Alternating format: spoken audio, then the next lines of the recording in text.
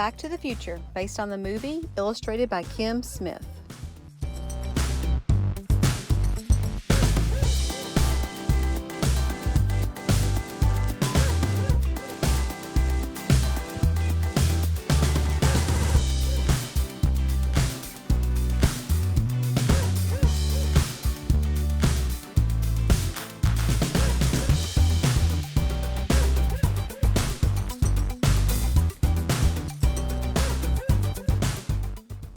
This is Marty McFly.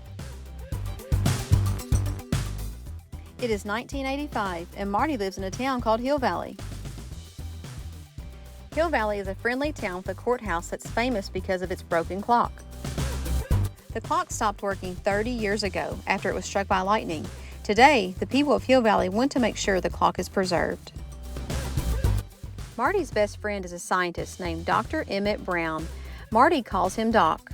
Doc is always making cool inventions like an automatic dog feeder and a giant guitar amplifier. But Marty's life at home is not so cool. Marty's parents, George and Lorraine, don't seem to love each other. His brother Dave and his sister Linda are always arguing. And George has a mean boss named Biff Tannen. Biff is a bully. He always pushes George around and makes him do extra work. Marty wishes his father would stand up to Biff, but George doesn't have the courage. One night, Doc reveals his newest invention to Marty. He's built a time machine in a car.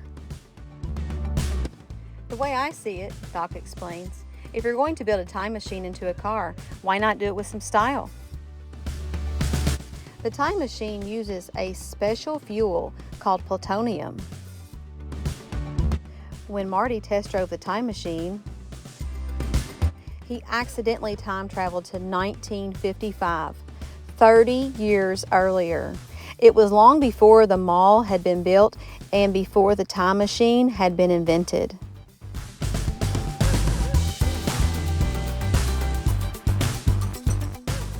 Marty knew he had to get home, so he hid the time machine and went to search for young Doc Brown.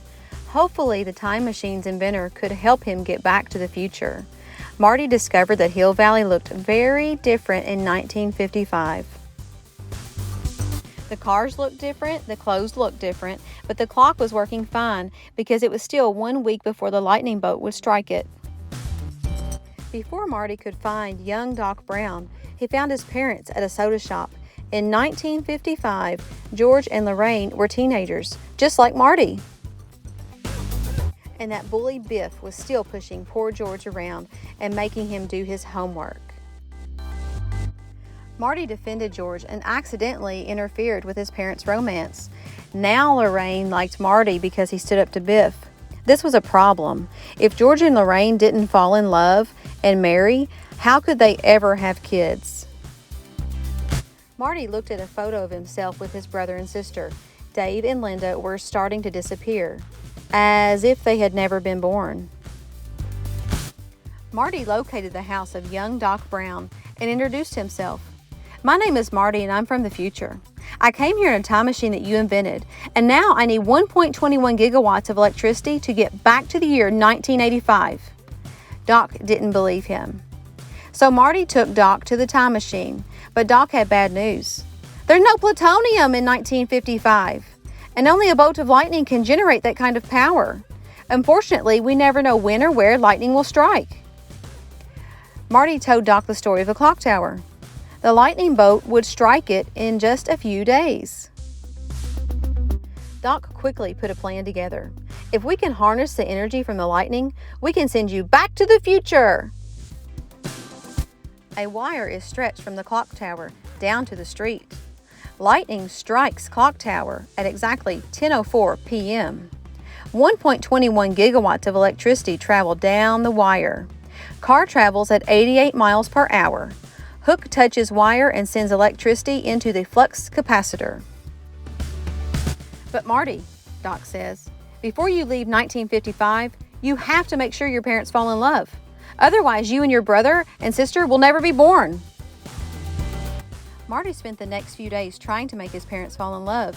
Marty begged George to invite Lorraine to the school dance. Though George liked Lorraine, he was too shy to ask her.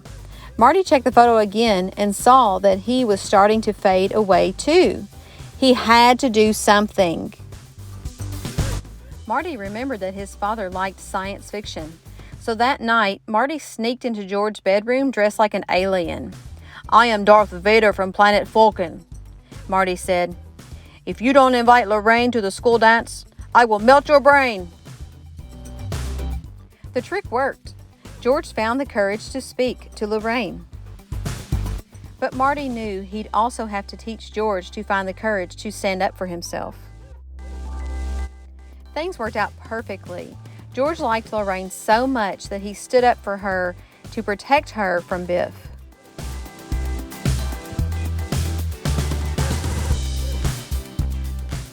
And that night, George and Lorraine danced, kissed, and fell in love.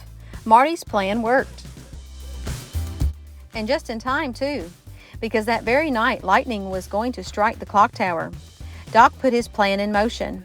He attached a giant wire to the clock, while Marty raced down the street, speeding up to 88 miles per hour. But then a tree fell on the wire, snapping it. "Great Scott!"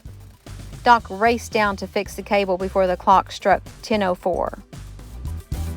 Doc connected the cables just as Marty drove under them, and lightning struck the clock tower.